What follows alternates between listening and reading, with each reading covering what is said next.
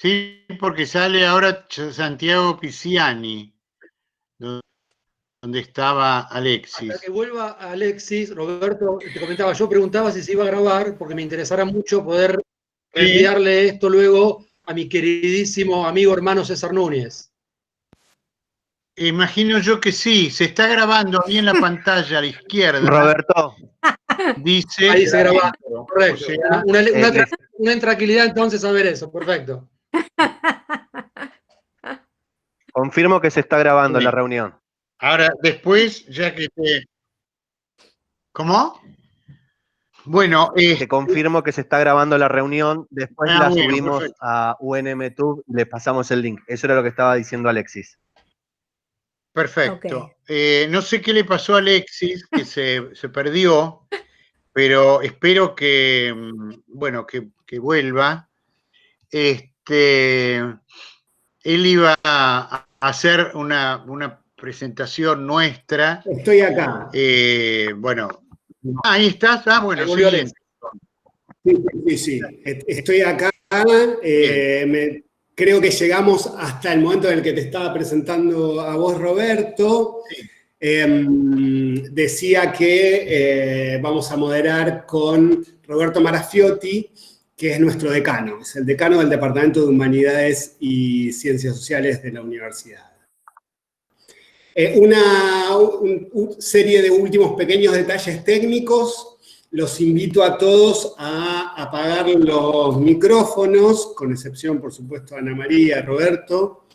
Y los invito también a todos a utilizar el chat para interactuar, ¿sí? Luego vamos a estar moderando y compartiremos las dudas y todas las conversaciones, ¿sí? Pero los invito a apagar los micrófonos e interactuar vía chat. Les agradezco una vez más y le doy la palabra a Roberto. Bueno, buenas tardes a todos. Antes de comenzar, les quería agradecer fundamentalmente a Natalia Misiak y a Pablo Penela y a toda la gente del Departamento de Comunicación de la Universidad que están haciendo posible, digamos, esta transmisión. Me toca a mí presentarla a Ana, que, bueno, es una amiga que nos conocemos hace muchísimos años. Ana, bueno, es una doctora de la Universidad de Buenos Aires, de la carrera de Letras, y luego, por esas cuestiones del destino, pasó a enseñar en las universidades de Harvard y de California en Irvine. Bueno, ella ha trabajado fundamentalmente, por un lado, la obra de Rodolfo Walsh. Hay un texto que es al que hacía referencia Alexis, que es un texto que todos hemos visitado y estudiado mucho, digamos, en distintas versiones, que es el relato de los hechos, Rodolfo Walsh, testimonio y escritura. Y luego, bueno, ella se ha dedicado a la tarea de la docencia y la investigación, después el equilibrio entre una cosa y la otra, bueno, ella comentará cómo se ha dado. Pero después ha publicado otros textos, muchos textos, la verdad, que, digamos, si veo los artículos que han aparecido en antologías y en libros, realmente es me va a llevar demasiado tiempo, de modo tal que yo voy a hacer exclusivamente alusión a los libros. Hay una tradición norteamericana que se ha extendido también aquí a la Argentina, que es que la publicación también se hace colectivamente y es el resultado de investigaciones que son, por supuesto, siempre bienvenidas. Pero hay dos o tres textos que a mí me interesa mucho también comentarles a ustedes que los ha escrito Ana y que me gustaría que después de la exposición que va a ser primero sobre Rodolfo Walsh, también si no podemos hablar un poquito de ellos.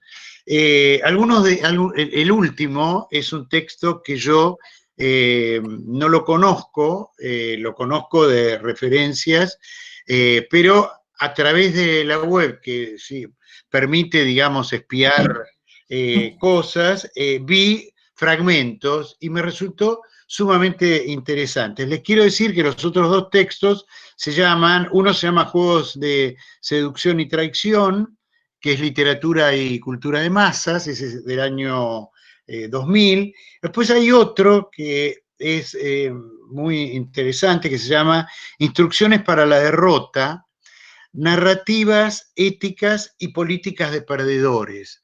Bueno, ese texto, digamos, no necesito mayor aclaración para decir por qué nos puede llegar a interesar.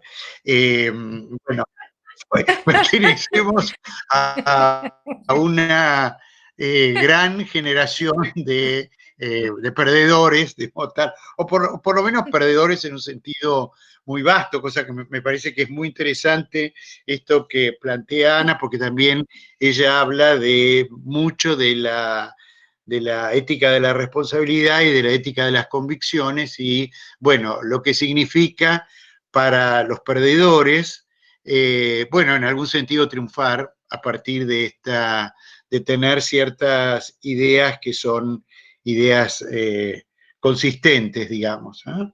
Que no sé si serán victorias, pero son ideas consistentes. Y Ana, bueno, después ella lo va a comentar, pero trabaja esto en la literatura argentina, en la literatura latinoamericana y en la literatura española. En todos los lugares donde claramente en distintos momentos hubo ganadores y perdedores, ¿eh? Y los que perdimos mucho, ¿eh? Y sobre todo, en más de un caso, se han perdido muchas vidas, entre ellas la de Rodolfo Walsh.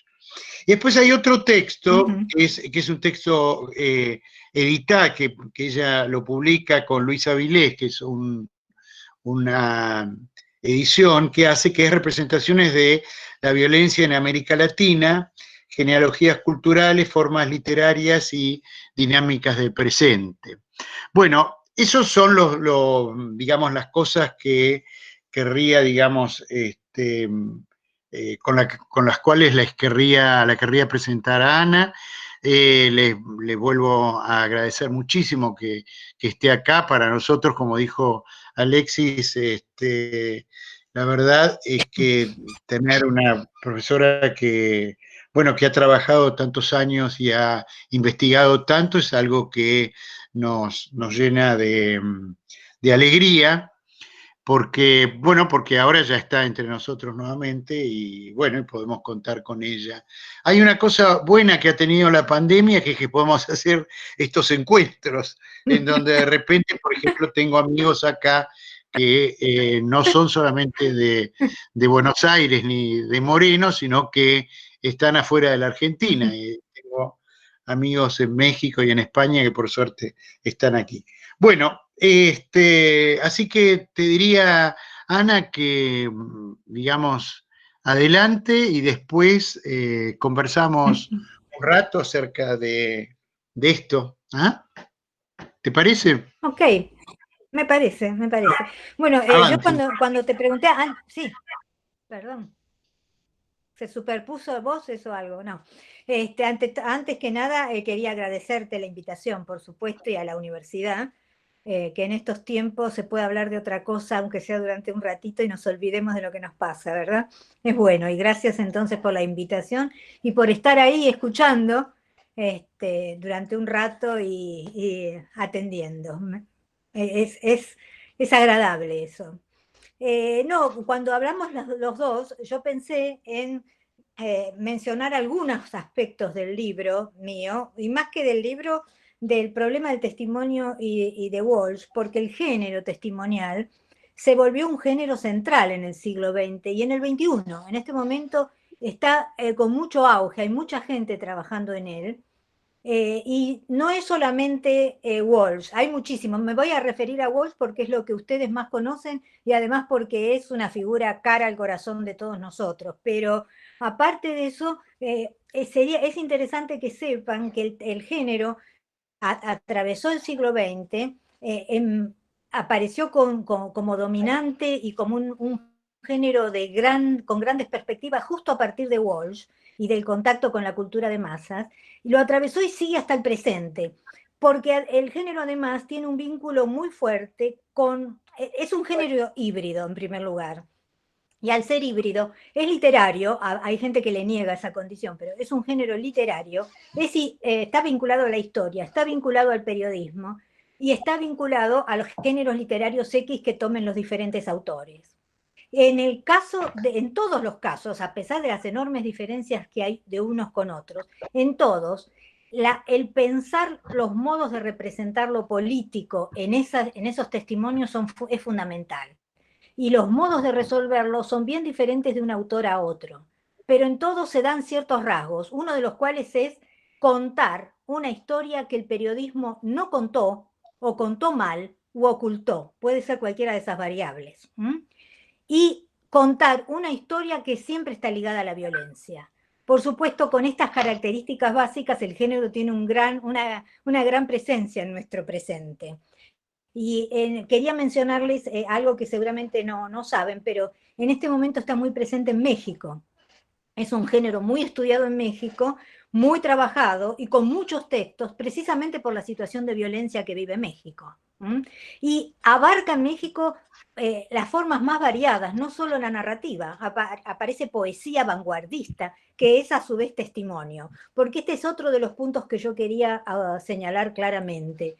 El género es un género en donde es muy importante lo que podríamos llamar el concepto de escritura, o sea, de literatura. No es lo mismo, y Walsh lo tiene clarísimo desde el comienzo, no es lo mismo publicar documentos en un periódico que escribir un libro. Y eso se nota desde el comienzo en Operación Masacre, en Quién mató a Rosendo, en Caso Satanowski. Hay apuntar a través del género a la perduración de la memoria. Esto va a perdurar, lo que va al periódico se pierde. En cambio, acá va a perdurar, acá lo van a leer después, acá se puede buscar quizá un poco de justicia, acá se puede mostrar otra verdad que no es la que muestran los otros. Y ese es un rasgo general a todo el género, pero que es muy claro, muy, muy consciente en Walsh. Walsh constantemente dice, usted puede leer esto como un texto de denuncia, pero también puede leerlo como una novela policial. O sea, usted se puede entretener también, usted puede volver sobre ese libro. Yo publiqué documentos, pero además de publicar documentos, ahora hago un libro con esto y señala la diferencia.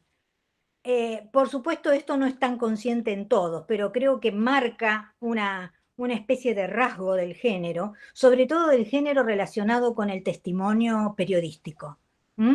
Porque la otra cosa que les quería señalar, que en mi libro en ese momento yo ni lo mencioné, porque tampoco en ese momento cuando escribí el libro de Walsh yo no tenía mucha relación con lo que pasaba con estas cosas en Estados Unidos ni en otras partes. Pero el género planteado por Walsh tiene una conexión muy importante con la historia y con el periodismo, y no tiene nada que ver con lo que podría ser el testimonio etnográfico, que le ha servido muchísimo a la Academia Norteamericana para preocuparse por un testimonio latinoamericano que no tiene nada que ver con Walsh. A ellos no les sirve Walsh. Walsh no es un subalterno. Y a ellos les interesa el género cuando toca las figuras que ellos llaman subalternas, o sea, indígenas, negros, etcétera. ¿Está? Entonces, para ellos el género, cuando los norteamericanos hablan de testimonio, están pensando en lo que es el relato de Rigoberta Menchú.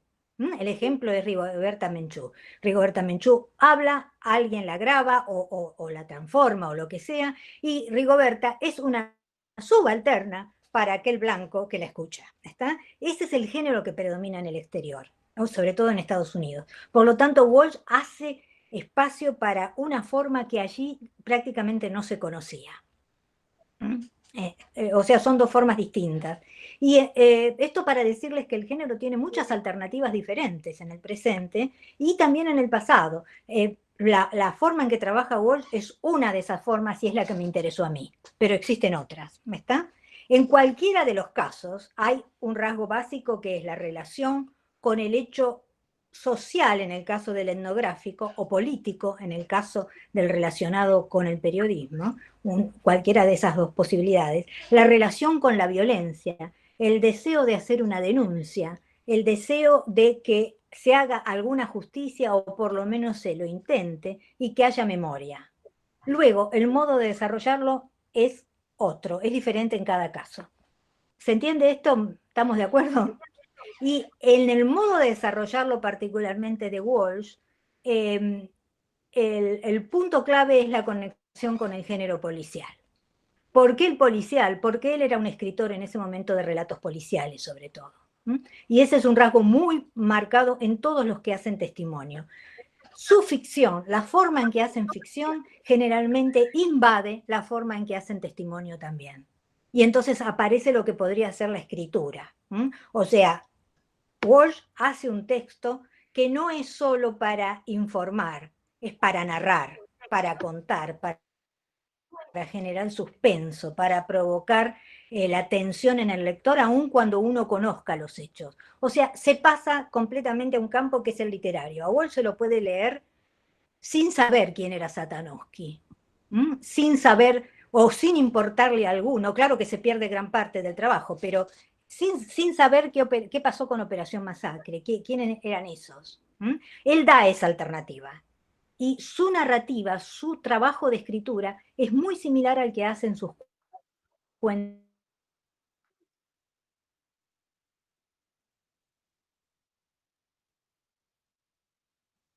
Se perdió la voz.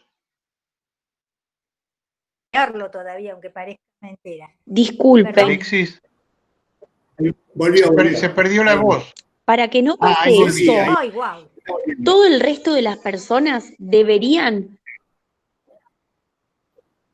sacar el video. Solamente ustedes, los exponentes, tienen que tener el audio y el video, porque si no se les va a trabar por el internet, por la banda ancha que consume. Disculpen.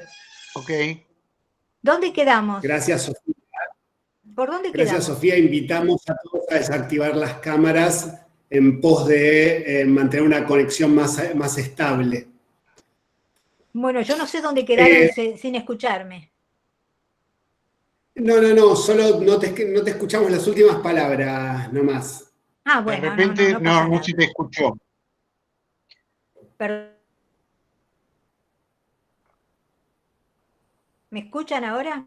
Sí, perfecto. Sí. Bueno, yo resumiendo lo que estaba planteando, estaba tratando de hablar del género como un género híbrido, como una permanente tensión y relación entre lo que podría ser lo literario y otros discursos, como puede ser el histórico, el periodístico, o en otras formas de testimonio, otros discursos también, como puede ser el discurso etnográfico. Y esa tensión y esa lucha es la que produce el libro, y en cada caso produce una escritura particular, ¿no? Que teniendo en cuenta el tipo de escritor que es Walsh, esa escritura es un tipo de texto sumamente literario.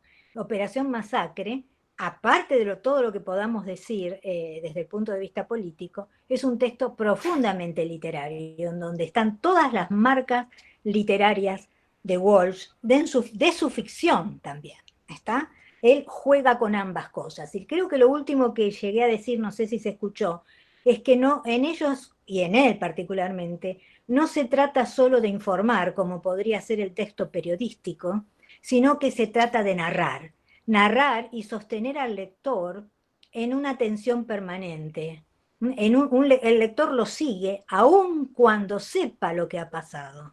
Él logra enganchar al lector. Si alguno de ustedes leyó Caso Satanowsky, hay la escena en que los asesinos entran a la oficina de Satanowsky, está armada prácticamente como casi podríamos decir como una película en donde vemos avanzar por el pasillo a los asesinos, todos sabemos que mataron a Satanovsky, o sea, ¿dónde estaría la tensión o el suspenso? Pero él lo logra justamente pasando a usar una serie de estrategias y de vías narrativas. Ahí tenemos al escritor, que hace que 40, 50 años después, 60 años después de la muerte de Satanovsky, nos siga interesando cuando después de él hubo muchas muertes, hubo muchos asesinatos, y Satanovsky después de todo era un abogado más o menos oscuro. ¿Por qué nos recordamos de él? Porque a eso se jugó Walsh, a que lo leyéramos también como un texto literario. Yo quería marcar mucho esto, porque a veces de Walsh se habla se habla del aspecto político, y está muy bien que se hable del aspecto político, coincido en eso, pero a veces se olvida uno que es un escritor del más primero de los niveles, y que si no se lo lee más en el exterior es porque nosotros, bueno, somos el tercer mundo para ellos, ¿verdad? La capacidad de trabajar las mismas estrategias en su ficción que en el relato documental o testimonial es notable en él. ¿Está? Él narra, y para narrar usa tempos verbales determinados, usa un mecanismo muy peculiar de él, que es la omisión. Omite información, omite datos, saca, pone, repite otros, juega con la información, lo mismo que hace con su ficción. Amplía los detalles, amplía a los personajes y los transforma en realidad. De personaje pasa a ser un protagonista. Juega exactamente como si estuviera escribiendo un texto ficcional. ¿Está? Y eso se puede aplicar también a esa mujer. Esa mujer juega con los dos niveles, está en el borde de la ficción y la política y el periodismo, y justamente lo maneja maravillosamente. ¿Por qué? Porque logra que los personajes no estén y estén al mismo tiempo. Y esos personajes a su vez sean representaciones de una situación política. Tenemos al militar, tenemos al intelectual, en lucha frente a un cuerpo muerto de mujer y un cuerpo muerto político para uno, y en cambio para el otro pura condición femenina. Tiene ahí 400 temas posibles desde el punto de vista literario y político, y los logra fusionar a todos, ¿no? Quería acentuar ese rasgo, y también quería acentuar que el rasgo de la omisión, que es casi un rasgo que define la escritura de Walsh, le viene de Borges. Él es un gran borgiano. Él, Cortázar y Piglia toman la lección de Borges y toman la omisión como un punto clave para hacer literatura política. Ese es el punto del que quería partir. No sé si, Roberto, querés poner cosas, aclarar. No, perfecto, estamos perfectos y estamos muy bien. Quisiera a lo mejor que me quisieras alguna pregunta de acuerdo. No, pero me parece perfecto, porque, bueno, tal vez, digamos, Operación Masacre, digamos que, bueno, que es en la primera obra en donde esto se ve, digamos, está condensada en esa frase de hay un fusilado que vive, ¿no? Exacto. O sea, digamos, la obra de... Sí, Ana. No, y esa es una figura retórica que se llama oxímoron. Claro. Y que él utiliza en Operación Masacre constantemente. Él juega con esa figura para construir el relato, ¿no? Cuando dice también que ve a Alibraga y es inconcebible lo que cuenta Alibraga, pero precisamente porque es inverosímil, él lo va a creer. Ahí arranca el oxímoron, y eso va repitiéndose constantemente. O sea, juega con el concepto de verosímil literario. Nos engancha con eso. Y evidentemente eso no tiene nada que ver con lo que podría ser el periodismo lato, ¿no? El periodismo de información. Sí, perdón, ibas a decir algo más. No, nada. Nada más que esto. Pero era reforzar lo que estaba diciendo, está perfecto, dale, seguí. No, el otro punto que quería señalar, y ustedes pueden además comentar o después, es la figura, cómo él construye el sujeto, que ese es un punto fundamental. Cómo, en primer lugar, construye el sujeto que narra, que juega permanentemente entre el Walsh real, ¿verdad?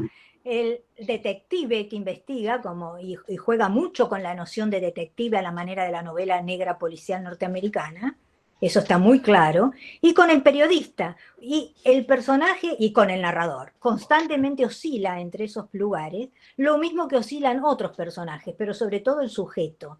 Y lo importante de esa figura que construye es que la figura plantea siempre una perspectiva y una versión personal, subjetiva, y ahí hay otra diferencia con el periodismo común.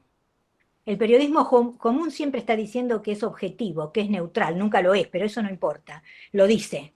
Jamás hace eso ni Walsh ni los que después siguen a Walsh. La posición del sujeto es clave. Acá estoy yo investigando, pero también soy un detective, pero también soy un narrador, pero ojo que les estoy contando lo que yo estoy haciendo. Esta es mi perspectiva. El género lo obliga también al lector a tomar posición. Si a uno no le gusta la posición de Walsh, es más vale que lo va a abandonar inmediatamente. Ese lugar del sujeto se vuelve muy, muy clave para el testimonio. Siempre hay una posición explícita del sujeto del testimonio, del que habla. Y eso es fundamental en Walsh, pero es fundamental para todo el género. Eso perdura hasta el presente, incluso en la poesía mexicana que cuenta la muerte de las mujeres en la frontera con Estados Unidos. Siempre aparece la voz que dice, yo tomo partido, yo tengo una posición tomada. Esta es una verdad que parte de mi investigación. Y eso está planteado siempre, en una continua transacción entre lo real, el sujeto real Walsh, y el sujeto ficcional Walsh, que dentro del relato se acerca a lo que podría ser un detective muchas veces, ¿no? Y actúa como un detective o como un periodista. Eso lo quería señalar, porque el problema de quiénes hablan o quiénes son las víctimas o los testigos en el testimonio se va volviendo en los últimos años muy importante. El concepto de testigo, Walsh también lo trabaja, porque él entrevista a las personas y dice, fulano me dijo tal cosa y ese dato lo tengo puesto al final del libro, ¿no? O sea, las figuras se vuelven cada vez más trabajadas en los últimos años y sobre todo en los últimos años se trabaja mucho la noción de víctima. O sea, ha habido también en la teoría y en la crítica sobre el testimonio diferentes perspectivas. Pero Walsh arranca con ese sujeto sumamente... Se cortó. No. Pensé, qué susto, porque me apareció la imagen en negro y dije, acá se acabó todo. Estás perfecto. Y lo que le querías decir sobre ese sujeto es algo fundamental de Operación Masacre, que es el prólogo. El prólogo de Operación Masacre es donde él construye el género. Es una pequeña pieza literaria y una pequeña pieza política y una pieza de varias cosas, pero sobre todo nos cuenta cómo hizo la investigación. O sea, tenemos un pequeño relato de la investigación en el prólogo, tenemos después el relato de Operación Masacre y tenemos al final los documentos donde volvemos al periodismo otra vez, en una constante balanceo entre lo que puede ser visto como ficción o como narración, ficción en el buen sentido, no inventado, sino construido como relato, ¿no? Y lo que puede ser periodismo. Ese prólogo prácticamente es el punto de donde arranca el género moderno, por lo menos el género moderno a partir de la mitad del siglo XX. Ahí él se constituye como ese personaje Walsh, que después se va a repetir en las otras dos textos, en el caso Satanowski y en Quién mató a Rosendo, y también nos cuenta cómo es una investigación, cómo llegó a esa investigación y a partir de qué hecho político. Pero además nos señala algo fundamental también desde el punto de vista literario. Él dice, voy a dejar el ajedrez y me voy a meter en esta investigación. Y con eso nos dice algo, voy a dejar el género que hasta ese momento él escribía, que era el policial tradicional, a la manera de Agatha Christie, y va a pasar otra cosa. O sea, hay como incluso una historia intelectual de Walsh en ese capítulo. Todo eso en 10 páginas. Sí. ¿Está? Eso no quería olvidármelo de decir. Te puedo hacer compartir algo con vos. Te escuchaba hablar de la posición subjetiva, que es tan importante en Walsh, y pensaba en la escena de Operación Masacre en la cual él escucha cómo el soldado cuando se muere no dice viva la patria, dice no me dejen solo, hijos de puta. Exacto. Y pensaba que se jugaba ahí la doble posición subjetiva, la de Walsh atrás de la cortina escuchando, y la del soldado, que no decía viva la patria, sino que decía no me dejen solo, hijos de puta.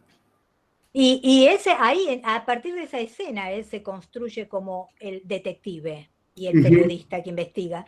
Y en esa escena hay toda una visión acerca de lo que es la patria también, ¿no? Sí. Arranca de una escena en donde de ninguna manera, pero de ninguna manera, aparece una visión idealizada o tradicional del concepto de patria, ¿no? Ya lo tenemos ahí a Walsh. Pero hasta ese momento era el tipo que jugaba al ajedrez y escribía policiales tradicionales a la manera de Agatha Christie. Ahí él dice, abandono el ajedrez, se levanta y se va de la mesa donde está jugando, y se va a escuchar justamente a este soldado. Y de ahí arranca el género.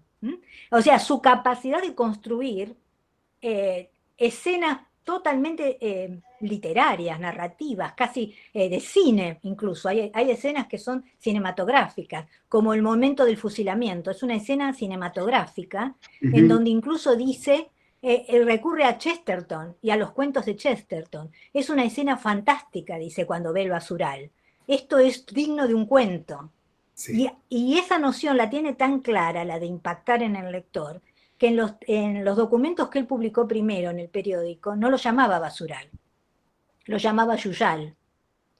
Cuando escribe el libro, cuando dice voy a armar el libro, encuentra que basural es mucho más impactante, ¿está? Y entonces apunta a basural y ahí quedó basural, ¿no? Pero fíjense cómo la idea es, tengo que construir un relato en que el lector participe. Realmente uno puede avanzar con los que van a ser fusilados. Y uno puede avanzar con él después cuando va y ve el basural.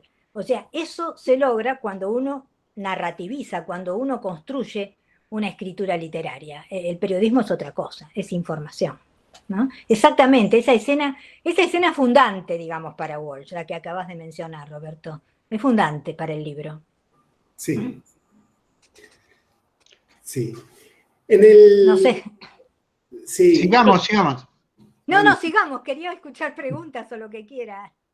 ¿Alguien está por preguntar o algo? No sé. Ahí va. Decime, Roberto, que...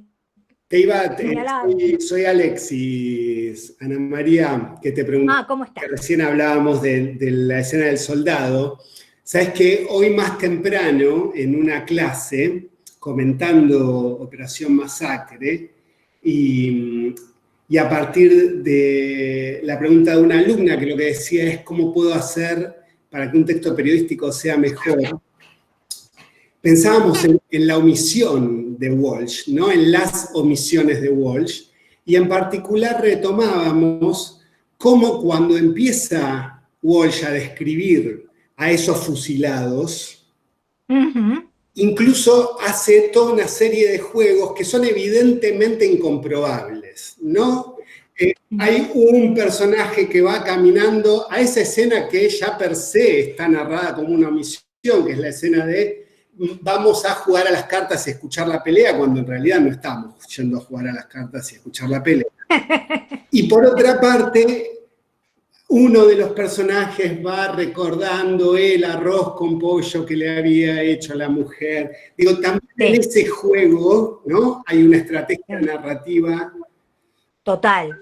Mirá, ahí es un rasgo eso de recordar el pollo, o por ejemplo cuando matan a Brian, recordar la tricota blanca que tiene, que lo convierte en un blanco, o sea que juega con ese concepto, y cuando muere en cruz, como un Cristo. Digamos, todos esos detalles forman parte de esa construcción. Es decir, omito cosas, y eso va a pasar en su ficción. Esa mujer es una gran omisión de nombres, ¿verdad? Sí. Totalmente parte de la omisión de los nombres. Omito cosas, repito, otro elemento es la repetición, por ejemplo, de adjetivos, que se nota mucho en esa mujer, encadenados un adjetivo al lado del otro, sobre aquello que se omitió, y entonces, pero esos adjetivos no te explican lo que se omitió. El lector queda perdido para otro lado, ¿verdad? ¿verdad? Eso es muy notorio en esa mujer, muy notorio. Y la atención al detalle, el hombre está hablando del pollo, está hablando de la tricota, de detalles absolutamente, entre comillas, innecesarios, ¿está? Y acompañado siempre del uso, cuando la escena es fundamental, del presente.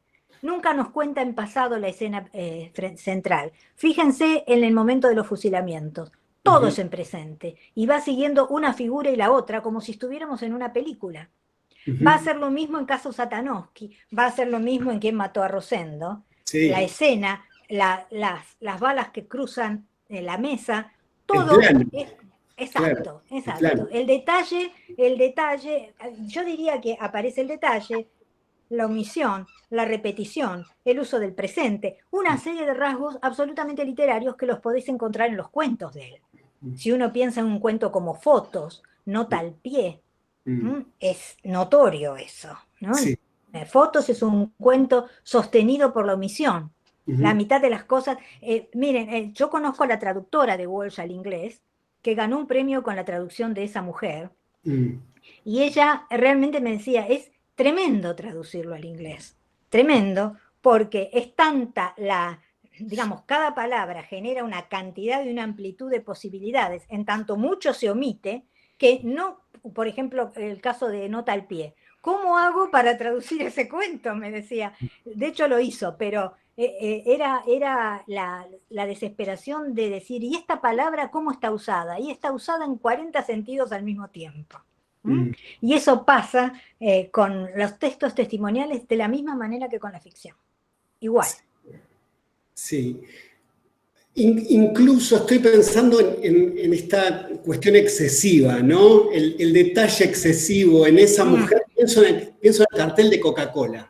Exacto. ¿No? Él ve el obelisco y ese cartel de Coca-Cola construye la ubicación podemos decir cuál es el departamento en el que están charlando a partir del viejo. Pero ¿sabés también a qué apunta? Al género negro norteamericano en cine. Sí. En donde el cine negro, el detective, el Marlowe de la película, vive de noche, se ven los carteles de la ciudad, o sea, hay una clara alusión a la literatura que a él le gusta, el género negro norteamericano, y la construcción de otra cosa también. O sea, se juega siempre a varias puntas. Siempre hay como una explosión de sentidos a partir de una palabra o de una frase, incluso, ¿no? Sí, y hay un gusto, o te pregunto mejor si vos pensás que también hay un gusto por algo de lo que hoy llamaríamos geolocalización, lo que en su momento podríamos llamar la cartografía, la construcción del plano de la Real en Quién mató a Rosendo, el cartel de Coca-Cola para construir la plaza del Obelisco. Que también viene de la literatura, porque los planos, de hecho él tiene una novela policial a la manera de Agatha Christie, que ahora no me acuerdo el nombre, en donde pone un planito del lugar del asesinato, que es una playa, como hacía Agatha Christie, igual. Y en el caso del planito de la pizzería, donde matan a Rosendo, otra vez es una cita del policial, de otro policial. Siempre hay en él citas. También quería decirles que las ediciones que ustedes conocen de Operación Masacre son las últimas, obviamente, pero las primeras ediciones no tenían otras cosas. Él sacó y cambió. Tenían una presencia literaria más exagerada. Por ejemplo, había un capítulo en Bastardilla que era como un capítulo poético destinado al basural.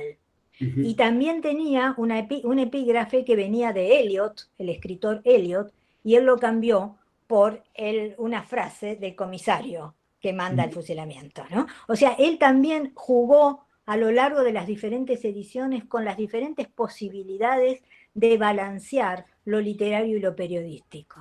¿Cuándo cambia eso? ¿Cuándo cambia, Ana, cuándo saca, por ejemplo, ese capítulo o la cita de Eliot? Mira, yo tengo no tengo todas las ediciones, ¿no? Creo que la primera no la tengo. Hay una edición de Continental Service, una editorial extraña y evidentemente inventada, Dios sabe quién estaba editando eso en ese momento, del año 60 por ahí, en donde todavía está, el capítulo destinado a hablar del basural poéticamente, y donde está la frase de Eliot, porque él toma una frase de Eliot sobre la sangre y a partir de ahí arranca. Eso desaparece totalmente de las ediciones de La Flor, no está.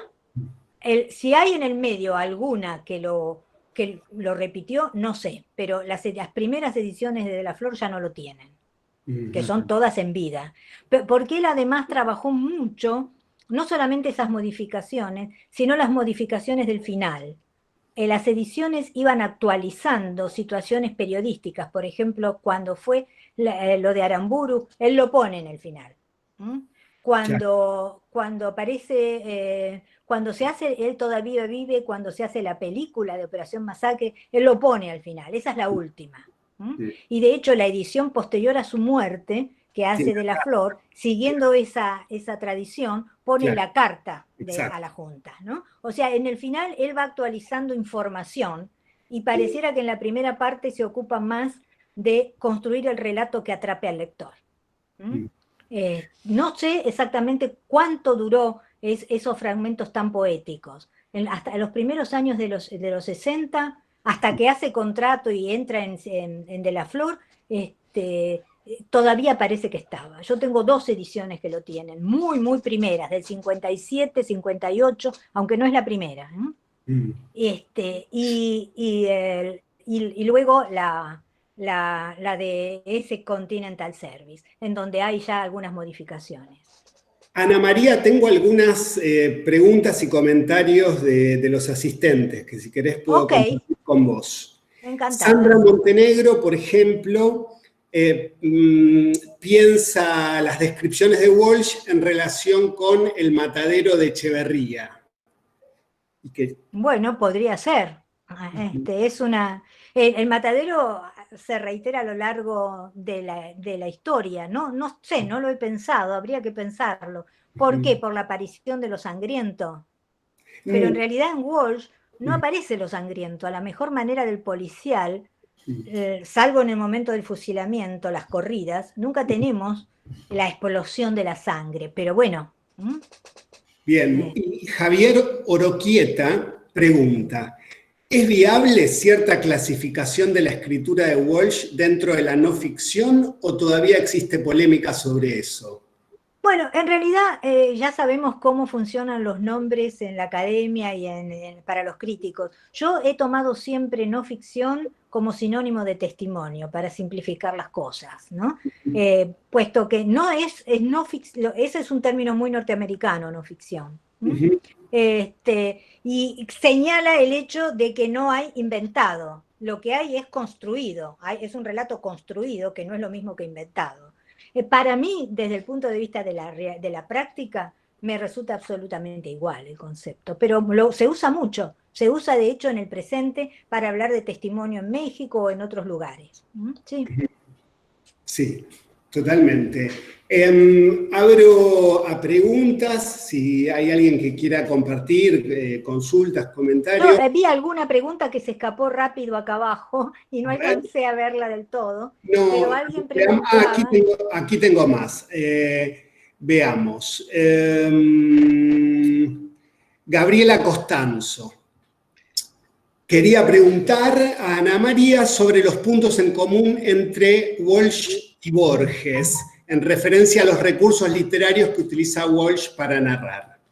Bueno, el gran punto es justamente el concepto de omisión. Walsh construye sobre omisión. Walsh es un lector del policial. Ahí hay varias cosas para ver, ¿no? La omisión en Borges es un punto político prácticamente de su literatura, que arranca con el texto de Deutsche Requiem sobre el nazismo. Hay un momento que el personaje dice: no puedo soportar seguir hablando de esto, y corta, ¿no? La violencia inmediatamente desaparece y se crea ahí una omisión. Él dice que lo importante en el relato, dice Borges, lo importante en el relato, a ver que no se me vayan, es lo que no se dice. Y esa es la lección primera para esa mujer. Claro. Cuando dice Borges en el cuento Los jardines que se bifurcan, omitir siempre una palabra es hacerla presente permanentemente. Walsh toma el concepto y hace esa mujer, pero también aprende otra cosa sobre el género policial. Walsh tiene un cuento como Emma Zoom, en donde la justicia del policial no se cumple. Borges no cree en la posibilidad de la justicia y el descubrimiento de la verdad. Pero en el cuento de Borges eso no está politizado, en ese cuento al menos. Walsh lo toma y lo convierte en el no creer en la posibilidad de la justicia y del triunfo de la verdad en el policial político y en el testimonio. O sea, él va tomando cosas. Hace exactamente lo mismo para los relatos políticos Cortázar y Piglia. Como ustedes saben, en Respiración Artificial jamás se nombra la palabra dictadura. Y es la primera novela que tenemos sobre la dictadura. Otro estudiante de Borges, importante. Marcelo Arias quería hacer una pregunta con micrófono. Marcelo, te invitamos a abrir tu micrófono y a consultar. A ver. Sí, gracias Alexis. Hola Ana María. No, pensaba en esta riqueza, sobre todo de Operación Masacre. La primera vez que lo leí, sentir que era un texto testimonial, un texto con valor histórico, un texto con un vínculo con el periodismo y un texto profundamente literario de una riqueza. Y pensaba recién cuando Roberto retomaba esa figura inicial del fusilado que vive, que no solamente, además de ser un oxímoron, figura que se repite en el texto, es un tremendo disparador narrativo. Tremendo. Es un hecho histórico, un hecho que él registra y en función del cual inicia una investigación muy sólida y muy rica, pero también pensaba que casi como consigna literaria, como inicio de texto literario, arrancar sabiendo que hay un fusilado que vive, caramba, ya abre una expectativa de lectura literaria en el mejor sentido. Y además él encima lo refuerza porque dice que la historia es inverosímil, la creo en el acto. Otro oxímoron. Impresionante. Es genial eso. Era esa apreciación nomás, ¿no? De Operación Masacre, quizá el texto de intervención política más rica del siglo XX que tenemos, me parece a mí. Posiblemente, sí, y el cuento de esa mujer está entre los 10 mejores cuentos que tenemos también. Sin duda. Cierro el micrófono para no cooptar acá el sonido. Gracias. Gracias, Marcelo. Ana Tavila pregunta, ¿qué relación, Ana, pensás que se puede hacer entre Walsh con Operación Masacre y Truman Capote con La Sangre Fría? También propone el Piglia de Plata Quemada. Bueno, el Piglia de Plata Quemada es fácil porque él es un admirador absoluto de Walsh, es un seguidor de Walsh. No sé si ustedes conocen una entrevista que le hizo un poco antes de la dictadura a Walsh. Espectacular la entrevista de Piglia, y por lo tanto, bueno, es uno de sus maestros. Borges y Walsh son los dos maestros de Piglia. Así que es fácil establecer la relación. Con respecto a Capote, obviamente Capote no lo debió conocer jamás los textos, por las razones que sabemos, ¿verdad? Somos el tercer mundo. Y a propósito de esto, me resulta importante señalar algo que siempre señalo, con bastante rabia en general, cuando dicen que Capote es el fundador del género moderno. Yo les recuerdo a ustedes que el texto de Capote es del año 65 y Operación Masacre es del 57. O sea, si alguien funda el género en su versión moderna, porque de hecho el testimonio aparece en la literatura más tradicional también, pero pensándolo en los tiempos modernos, es Walsh. Pero es indudable que Capote no lo conocía por lo que ya sabemos, que no nos conocen. Totalmente. De hecho, Walsh es muy poco conocido todavía en Estados Unidos. Es muy difícil hacerlo publicar a Walsh, es muy difícil lograrlo. No hace muchos años que se logró publicar Operación Masacre. Y los cuentos, la traductora todavía está penando por una antología con todos los cuentos de él.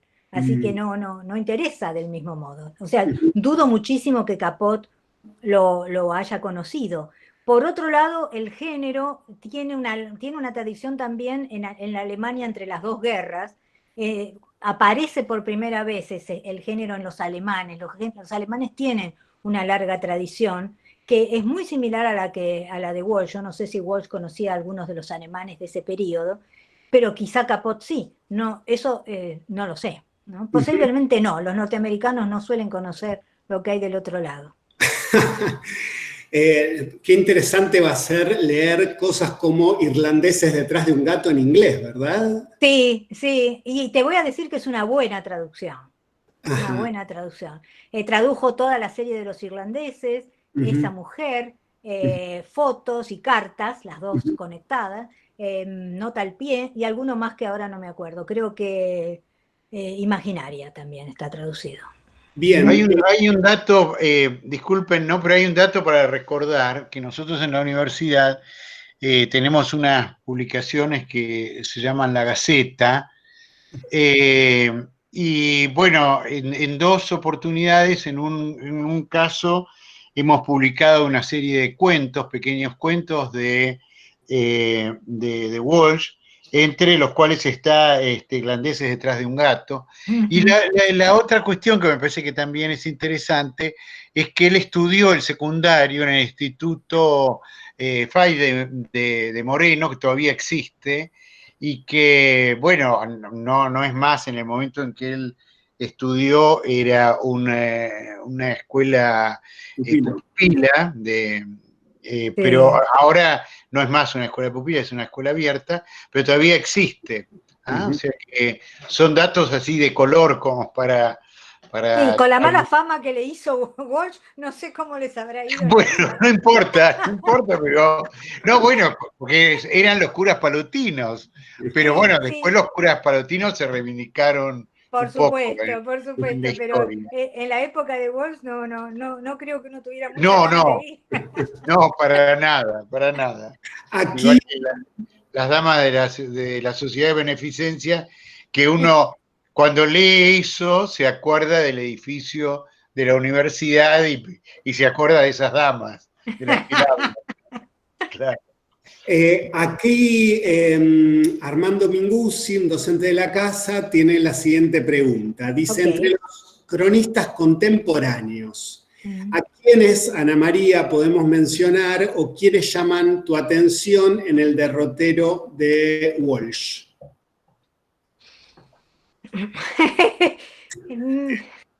Te expone. Perdón, es Maxi Linares, es nuestro docente Maxi Linares, no Armando Minguzzi, perdón. Ok.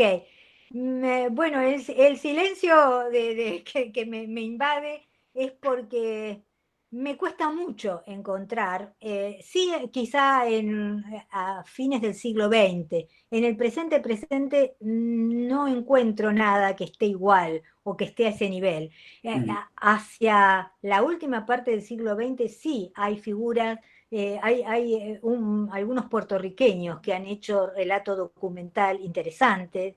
Hay algunos escritores, por ejemplo, Poniatowska, la mexicana Poniatowska, tiene textos documentales que igualmente yo no creo que esté de ninguna manera a nivel de Walsh, pero uno podría incluirlos. Por supuesto, Semprún, el español Semprún, es alguien que está al nivel de un Walsh, que me gusta y me interesa ¿Y leer. Carlos Monsiváis, por ejemplo? Bueno, Monsiváis, sí, pero claro, estaba pensando en el siglo XX, sí, Monsiváis, sin duda, Monsiváis, quizá el más interesante. Pero en este siglo está bastante más difícil encontrar figuras que tengan esa complejidad. Monsiváis es complejo, hace literatura cuando escribe ficción, cuando escribe testimonios o relatos de crónica. No lo veo, el puertorriqueño Rodríguez Juliá me gusta mucho, que es del siglo XX, pero no del XXI. En el XXI, últimamente lo que me parece, pero es distinto ya, es la mexicana Cristina Rivera Garza, que está haciendo un tipo de escritura poética, incluso a veces poesía directamente, para testimoniar sobre la situación de las mujeres asesinadas en Juárez y en la frontera con Estados Unidos. Ella es una gran escritora de ficción y eso se nota en su testimonio. Pero no tengo mucho para... Perdón. No, ¿cómo lo ubicaríamos a Eloy Martínez en esto? Bueno, porque... sí, bueno. Aunque es una pregunta incómoda, pero... pero No, digamos, también es un gran escritor. Tiene algunos trabajos buenos. Los trabajos que están en Lugar Común, La Muerte, es un trabajo que él se siente un heredero de Walsh también. Él se siente un heredero de Walsh. Y Lugar Común, La Muerte es un texto que apunta, creo que es Lugar Común, La Muerte, o es de Bonazo ese, es de Bonazo, ¿no? Hay otro muy similar que es de Eloy Martínez, y él se siente heredero. Yo no creo, lo que pasa es que yo no creo que nadie esté al nivel de Walsh. Claro, en esto. claro. No hay muchos que puedan hablar. Un Monsiváis es otra cosa, es otro intento de crónica, ¿no? Pero en la Argentina lo siento mucho, no hay nadie que haya podido alcanzarlo. Así de fácil. No, no, además teniendo en cuenta esa mujer, digamos, nada más que con eso, digamos, bueno, es algo que es, digamos, tiene una fuerza enorme.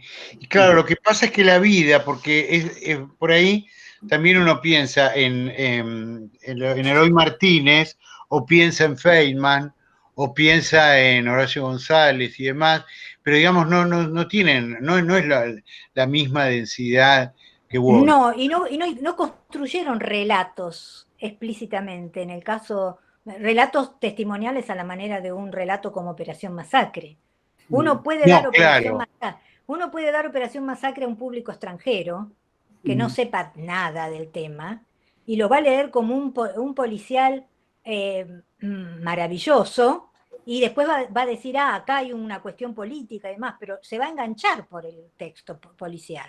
Lo mismo pasa con esa mujer. Yo he probado dar esa mujer, que es un texto border totalmente entre la ficción y la no ficción, ¿verdad? Y la gente se engancha muchísimo sin saber que es Evita, no saben nada, ese estudiante no conoció, no sabe dónde está Evita siquiera, pero empieza a decir, pero esta mujer es importante, pero esta mujer tiene poder, pero acá, y hacen lecturas incluso feministas. O sea, puede apuntar a un lector que desconozca o que se entere después del hecho político y se entusiasme o no, vaya a saber. No es lo mismo que en los otros son cronistas. Yo creo que ahí sí habría que hacer una diferencia entre el cronista y el autor de relatos testimoniales. Me parece que hay una diferencia. El cronista rara vez construye narración.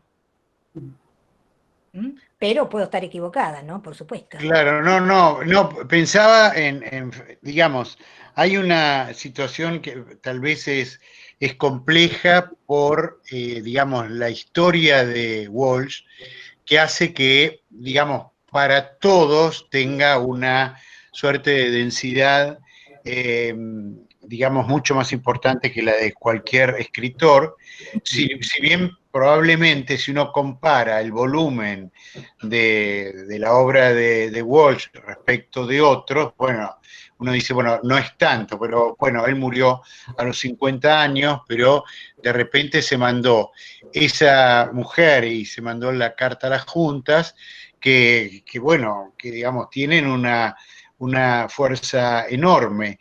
Y otros autores, por ahí de la generación, incluso con los que él ha trabajado, pienso en Berbisky o pienso en Bonazo, o la gente que trabajó sobre todo en prensa latina con él en Cuba, digamos, bueno, después han tenido un recorrido, no es el caso de Feynman, porque Feynman, digamos, siempre se ha quedado aquí y, bueno, ha hecho literatura que ha tenido un nivel de compromiso muy alto, pero creo que no es que con estas particularidades que estamos señalando acá, ¿no? Que es una especie de género border entre el periodismo, Perdón, se superpuso la voz. Perdón. A ver.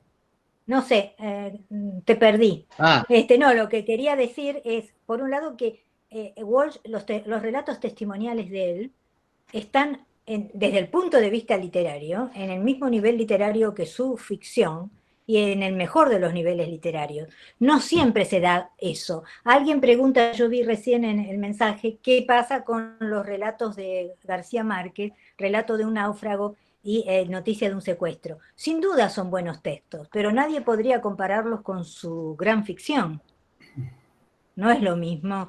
No, uno dice, bueno, está bien, está entretenido, está bien, pero no es lo mismo. En Walsh no, en Walsh el nivel de sus relatos testimoniales es el nivel de alta literatura, cualquiera sea el concepto que uno tenga de la literatura, ¿no? Por lo que acabábamos de decir recién, hay un trabajo con la palabra, una explosión de posibles significados, que está el político y otros, que en otros casos son muy buenos cronistas. Sin duda García Márquez es un buen cronista, pero no podemos comparar relato de un náufrago con, no sé, 100 años de soledad. En Walsh sí, todo está en el mismo nivel. Eso es lo que es mi opinión.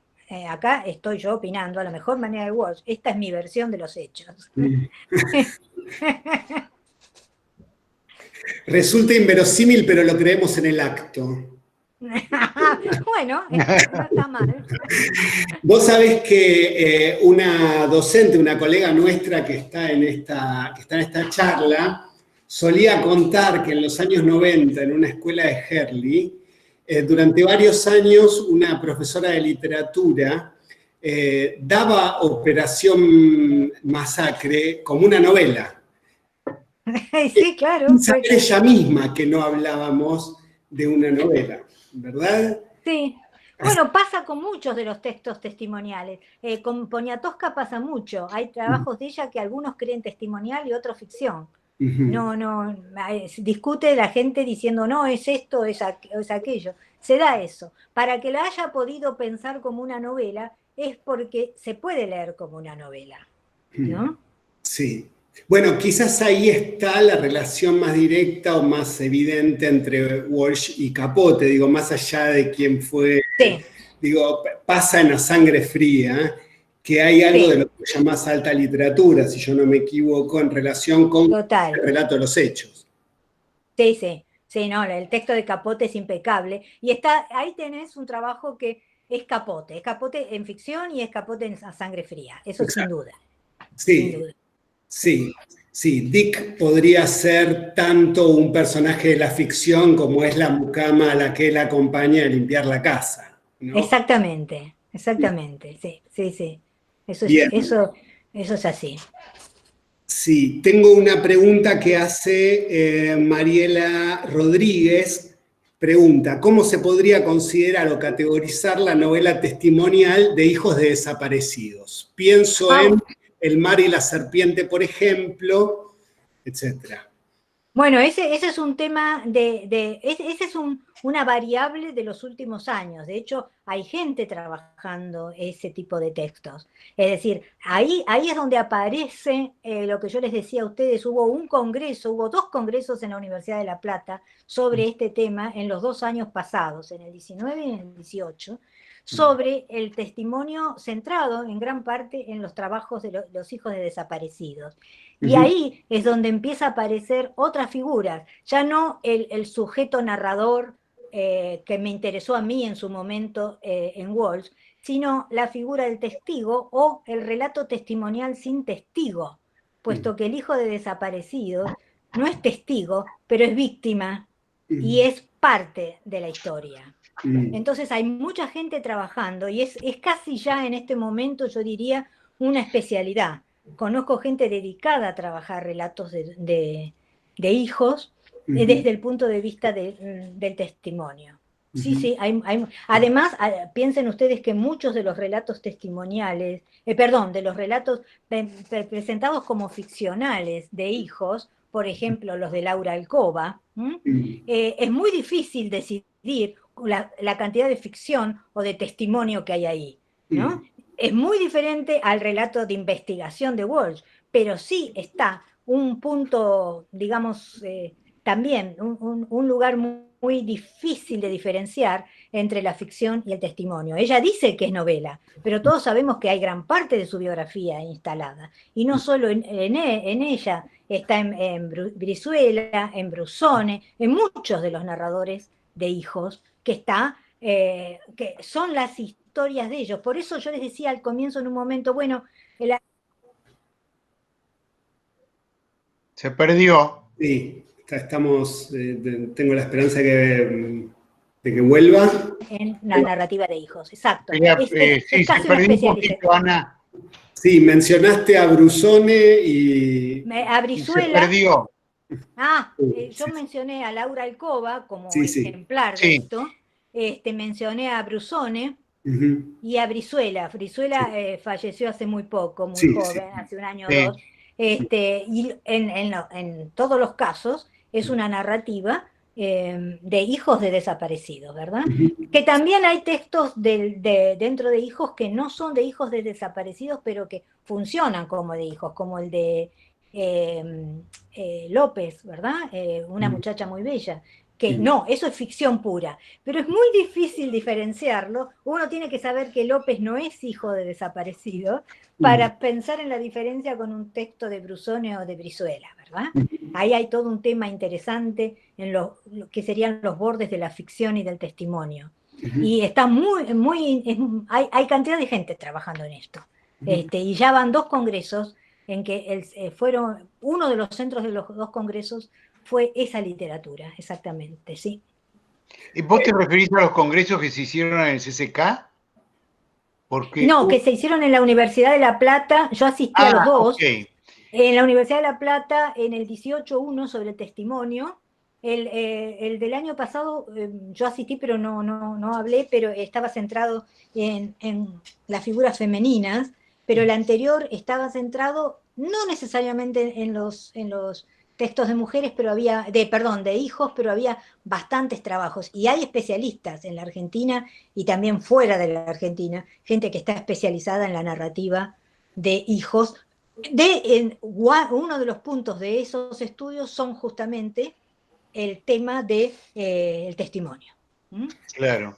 Bueno, no, yo te decía esto porque sé que ha habido encuentros en el CCK sobre no ficción, y ahí te mencionaba, digamos, por ejemplo, el caso de Cristiana Alarcón, digamos que ahora tiene la revista esta Anfibia, o de Leila Guerriero, o de, bueno, incluso Martín Caparrós o María Moreno, bueno, digamos que son tipos que hacen, o Fabián Casas, que hacen, digamos, una literatura que es una literatura donde lo testimonial está muy presente, sobre todo, por ejemplo, en el caso de Cristiana Alarcón, que también utiliza, digamos, el hecho del testimonio de los tranza o de los delincuentes, o, digamos, pero se mete ahí y hace unos trabajos casi también como la Leila Guerriero, digamos, en donde toma el testimonio de lo que le ha pasado a algunos y a partir de allí, digamos, escribe, bueno, esto de si me querés, quereme cumbia, o Sí.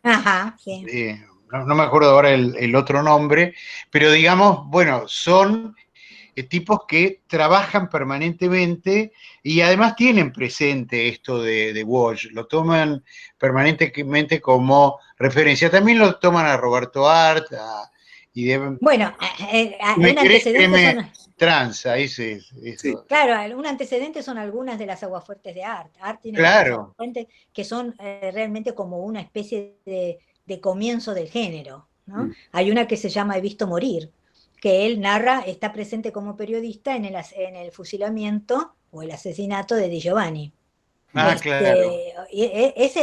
Además ahí maneja los tiempos y la imagen y demás como hace Walsh quizá lo conocía Walsh, ¿verdad? Como hace Walsh en el momento de los fusilamientos, con color, oscuridad, blancos, etcétera, presentes. Es muy, muy similar esa Aguafuerte de Roberto Art. Yo pienso que el género, que en realidad no se puede hablar de un género, es que el testimonio abarca muchas variables.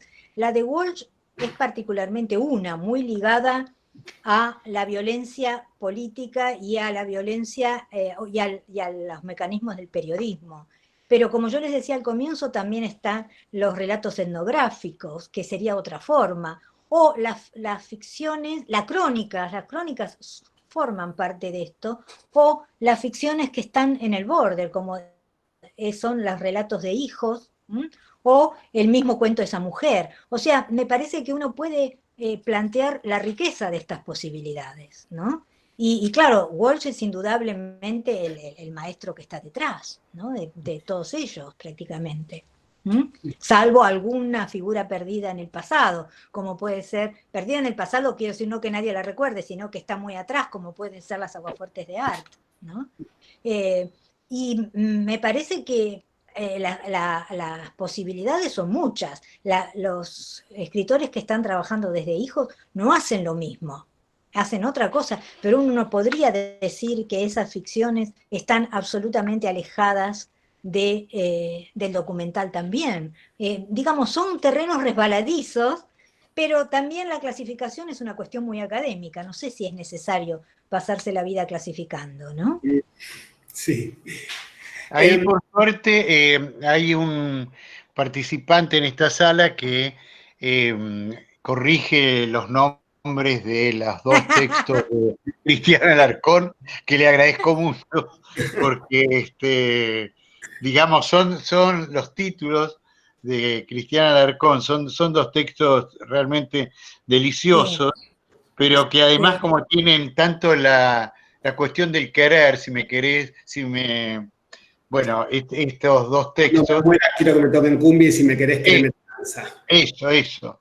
Sí. Bueno, digamos, creo que los nombres se habían omitido. Pero hay también una cosa muy interesante que es el testimonio antropológico, digamos. ¿Te acordás de los hijos de Sánchez, no? Bueno, el que yo llamo etnográfico, el antropológico, claro, es ese. Es eso. Y es el que yo decía al comienzo que en general es el único que consideran los norteamericanos. Claro. Porque lo plantean a partir de ese concepto acuñado que es el subalterno, ¿verdad? El subalterno es siempre el pobre, el indio, el negro. Y entonces claro, el antropológico lo ponen dentro de esa categoría. Sí. Ana, no quiero que se nos pase el tiempo y sin que hables un poco, que nos des alguna pista respecto de instrucciones para la derrota y sobre todo la cuestión esta de que has trabajado sobre la ética de los perdedores, digamos, que me parece que es una idea muy interesante y además dónde uno se ubica en esta situación, o sea, en una situación en la que, bueno, el continente, hoy si decimos qué nos pasa en América Latina, bueno, América Latina está con un rumbo bastante perdido, digamos, es un continente más bien caótico.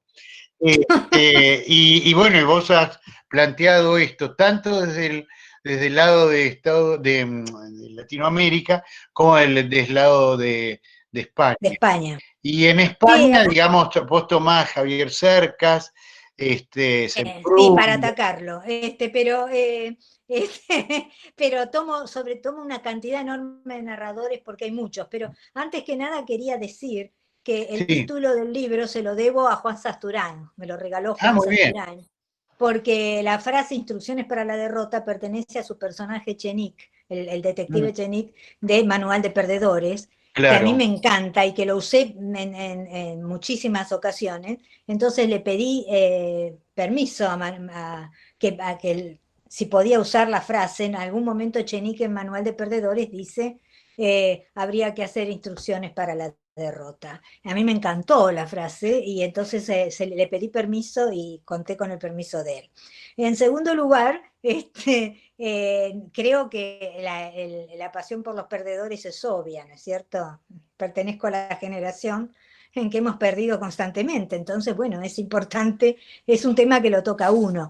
Pero más allá de eso, a mí me interesó ver una cantidad de narrativa, tanto en América Latina como en los últimos 40 años en España, o sea, ya en la democracia española empezaron a aparecer, aunque hay algunos anteriores, muchísimas novelas en donde el protagonista es el perdedor de la guerra civil, el que perdió en la guerra civil, o en América Latina el perdedor en las dictaduras, el que perdió, se exiló o no se exiló, o en el resto de América Latina el que ha pasado por las sucesivas situaciones que hemos tenido.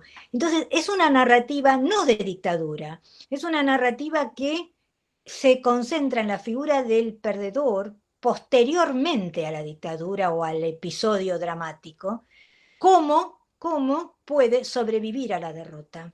Y esa ficción es numerosísima en América Latina y en España también.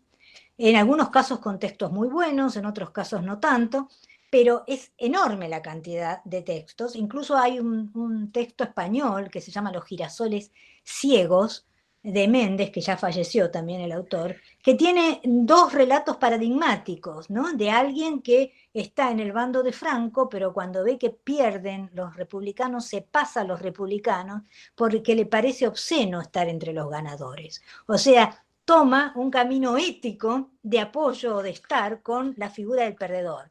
Por eso lo leí como el perdedor, ¿qué hace el perdedor a partir de la derrota?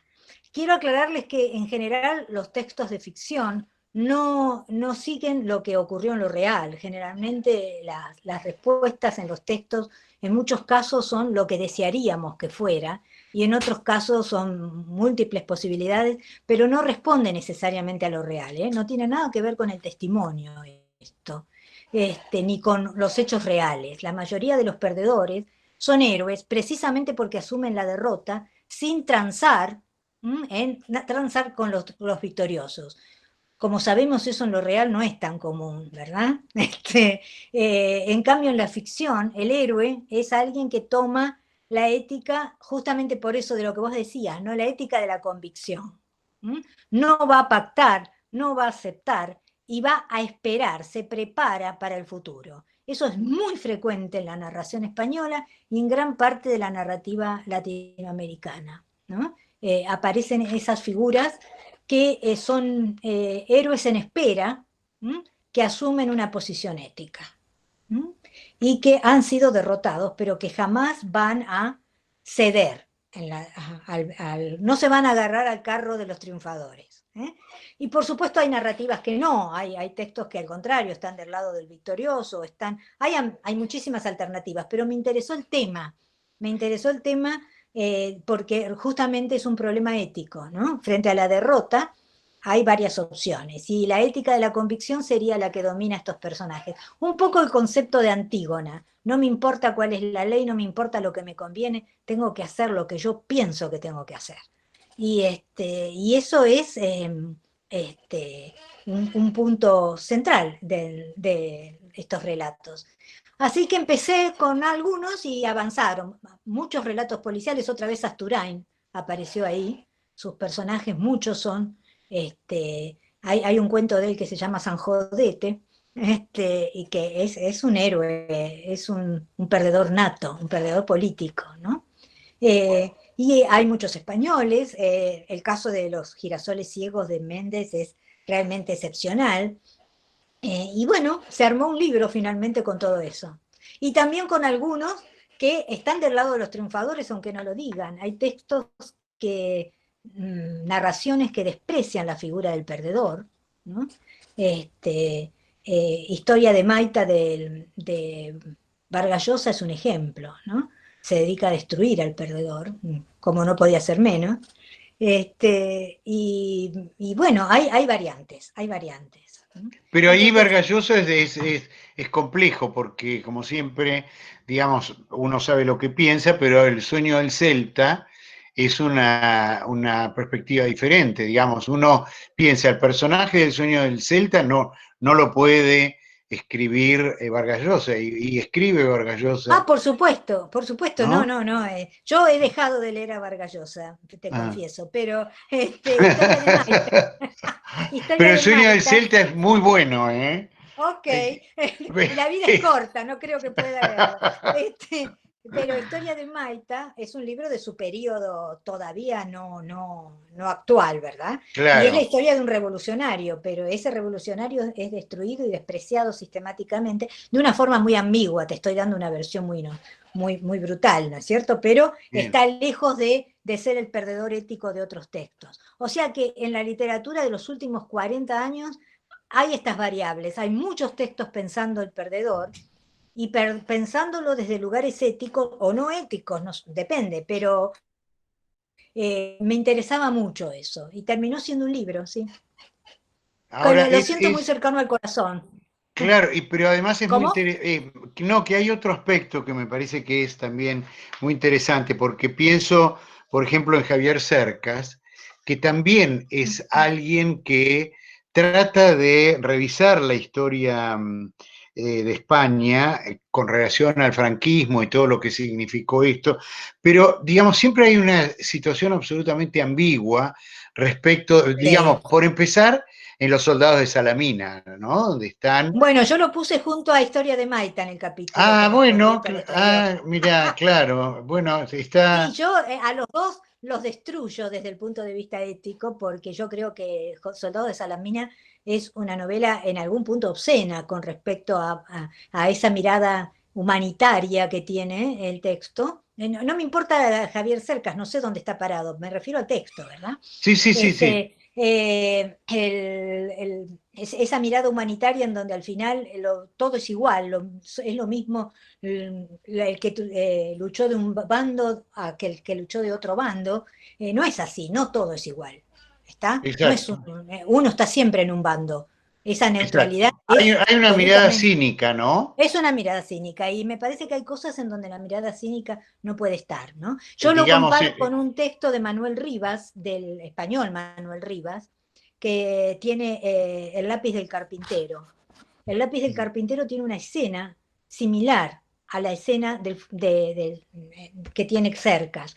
En Manuel Rivas, cuando el republicano se encuentra con el franquista, levanta el arma y lo mata. ¿Está?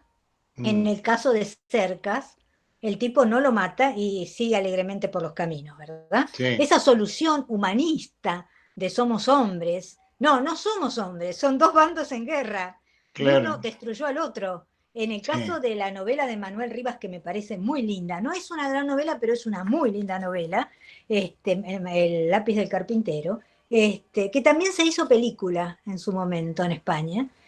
No hay opción. Es decir, si yo soy republicano y del otro lado tengo un fascista, ¿cómo le voy a perdonar la vida? Es absurdo. El código no lo puede permitir, ¿verdad? mm.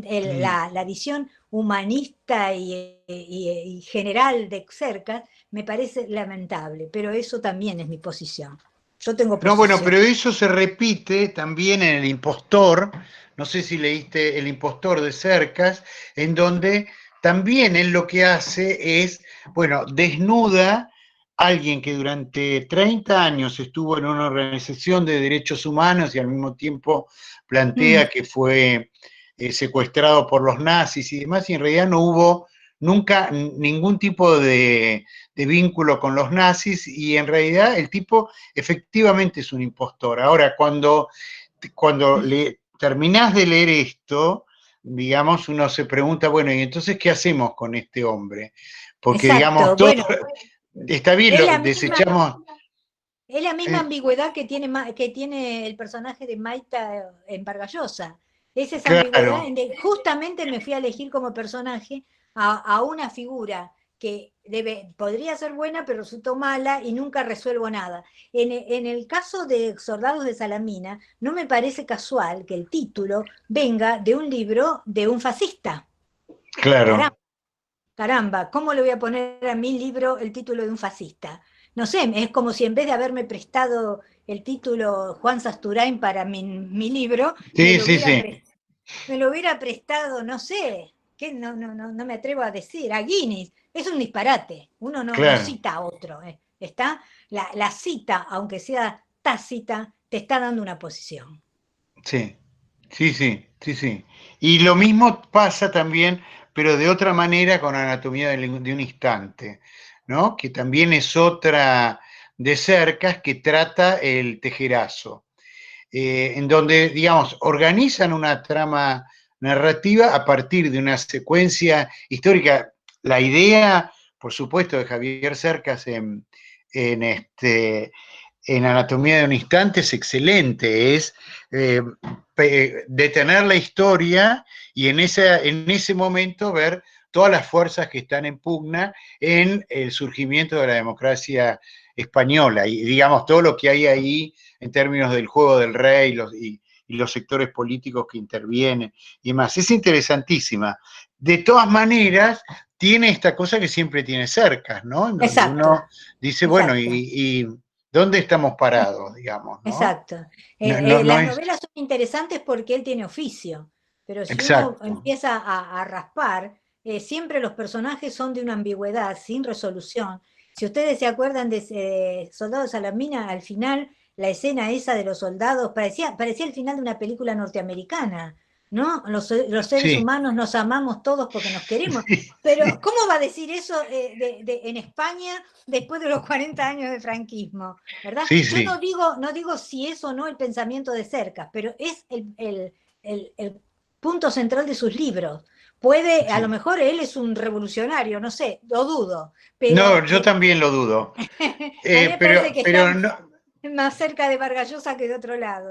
claro, no, pero pienso al mismo tiempo que, por ejemplo, la imagen que transmiten en Soldado de Salamina, de esos que eran suertes de campos de concentración de los republicanos, eran campos de concentración, digamos, los franceses, digamos, callaron, Por eh, supuesto, ¿no? por Y, digamos, supuesto. no dijeron ni una palabra y ahora plantear, bueno, que estos eran el lugar donde él va a encontrarlo a este hombre y demás es una situación, sí, Pero muy hollywoodense, es totalmente, totalmente. muy Sí. hollywoodense. Es un texto destinado a quedar bien con todo el mundo, me parece, Sí, ¿no? sí, bueno, y le Y va de, muy bien. Y Por de hecho, cierto que le, cuando uno lo ataca a los textos, a Cercas no lo conozco, o sea, no me claro, importa lo que es, sí, generalmente hay alguien que lo defiende desaforadamente delante de uno, ¿no? Y sí. no se han fijado en los sutiles elementos, ¿no? El libro Soldados de Salamina lleva el título de un fascista, lo siento, eso está ahí.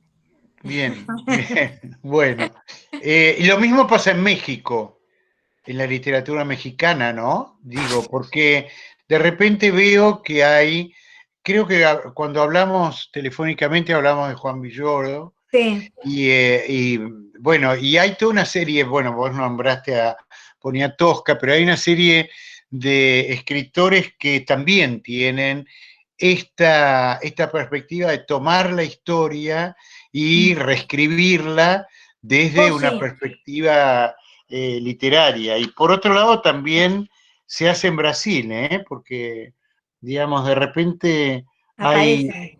sí, Sí. aparece, En México hay varios, no recuerdo sus nombres, yo no los he leído, pero son libros monumentales que recrean la presencia de Maximiliano, el emperador Maximiliano, que recrean las luchas zapatistas, zapatistas del siglo XIX, ¿no? bien. Y bueno, una serie hay muchos, y hay también mucho cronista, Villoro es uno, ¿verdad? Bueno, pero Es está un, Bolaños también. Que Está Bolaño, Bolaños, pero Bolaño yo no lo ubicaría dentro de la crónica. O sea, algún texto es crónica, bueno, el pero ha final, hecho mucha ficción.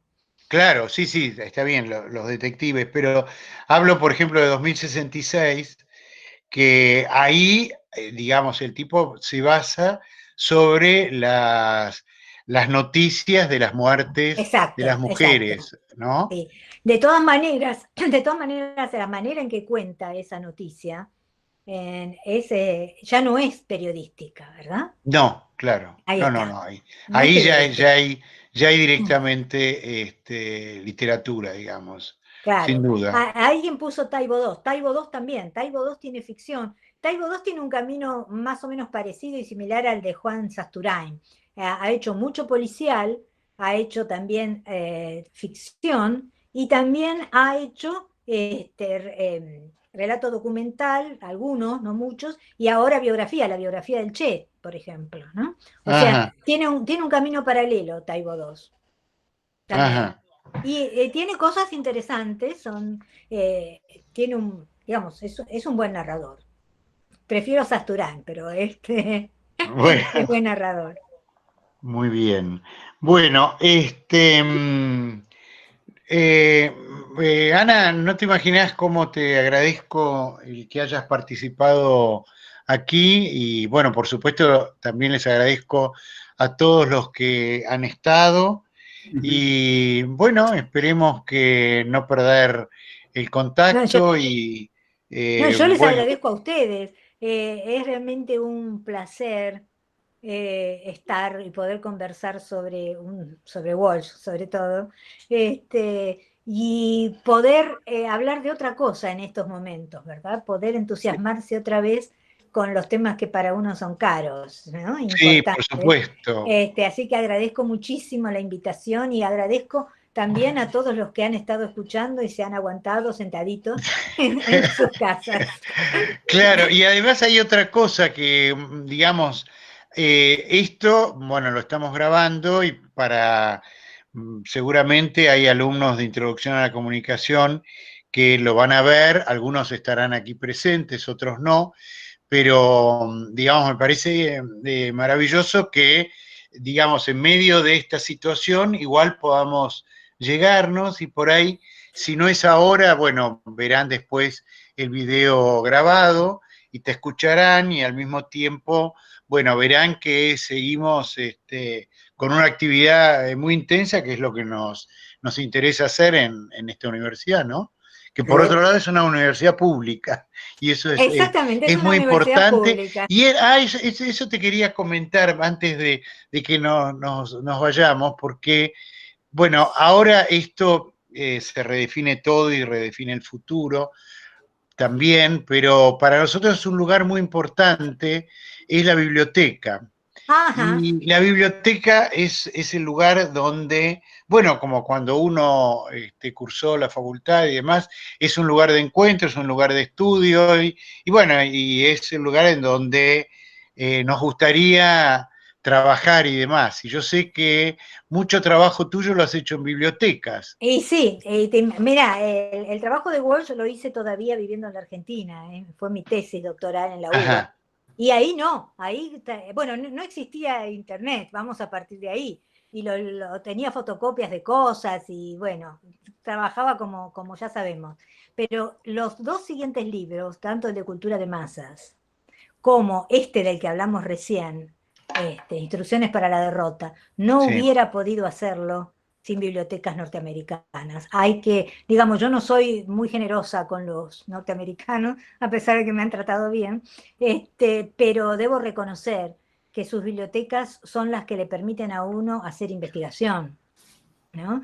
Y el hecho de que si no hay un libro, lo piden y te lo traen. Y bueno, si uno puede y quiere, compra, pero tiene todo. En el caso de Harvard, tiene todo. Está bien, Harvard es una universidad privada con un fondo económico absolutamente demencial, ¿verdad? Pero a lo largo de los tiempos juntó todo. Y cuando uno dice todo, es todo. Otras universidades como la de California, yo trabajé en la Universidad de California, que es estatal, no tiene ese dinero, pero sí tiene bibliotecas en donde uno encuentra, y si no encuentra, te lo buscan y te dicen, el libro está en la biblioteca tal, se lo traigo dentro de una semana. ¿Está?